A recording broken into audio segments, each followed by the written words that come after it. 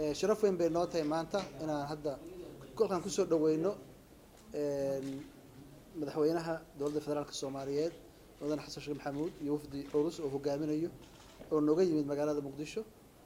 madaxweynaha waa soo dhaweynaynaa, aad baan ugu faraxsanahay.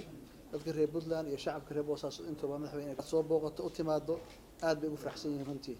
annagana sharaf weyn bay noo tahay xukuumadda ka dowlad ahaanba. madaxweynuhu booqasho rasmi noogu yimid.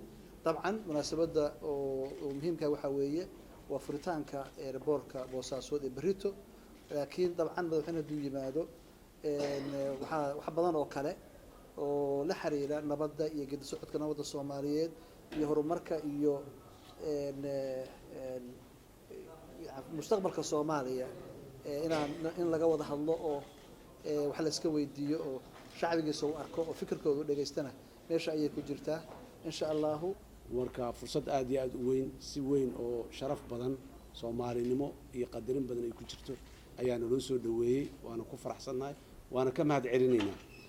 sida madaxweynuhu u sheegay, mar haddii madaxdu isku timaado kadibna muxuu ahaa in la iswarsado oo danaha Soomaaliyeed guud ahaan la iska warsado iyo dabcan gaar ahaan horumarka ballaaran ee ka socda Puntland in warbixinteeda nala siiyo, annaguna aan muxuu ahaa taladeena iyo ra'yigeena aan ku beerino sidii horumarkaasi u sii ballaaran lahaa oo maxaan ku raadin guud ahaan Puntland dhinaca horumarka maadaama stage-kii ama heerkii horumarka hadda ay ku jirto in maxaan ku raadin dowladda federaalkana doorkeeda wixii ay ka qaadan karto ay ka qaadato haddii la yiraahdo. taas waa midaas.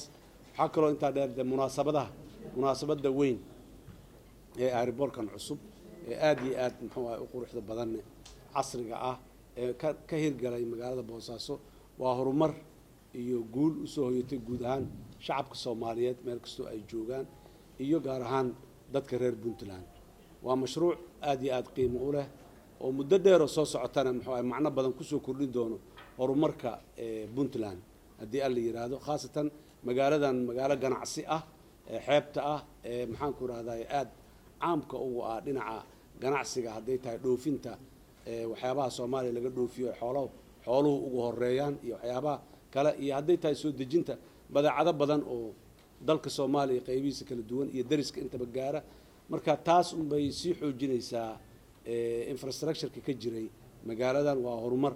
waxaa sidoo kale aan u nimiday ayaduna inaan la wadaagno farxadda dadka reer Puntland iyo dowladda Puntland intaba muxuu ahaay sanad guuradii kasoo wareegtay doorashadii madaxweyne Cabdiweli oo ayaduna waqtigeedii la joogo oo aan leenahay muddadii madaxweynuhu uu talada hayay Puntland gaar ahaan iyo guud ahaan Soomaaliya intaba wax weyn ayaa hoggaankiisa uu ku soo kordhiyay, dowladda Puntland ay ku soo kordhisay. marka waxaan leenahay madaxweynahana si gaar ah hambalyo, dowladda Puntland guud ahaanna iyo shacabkana waxaan leenahay munaasabadaha aad iyo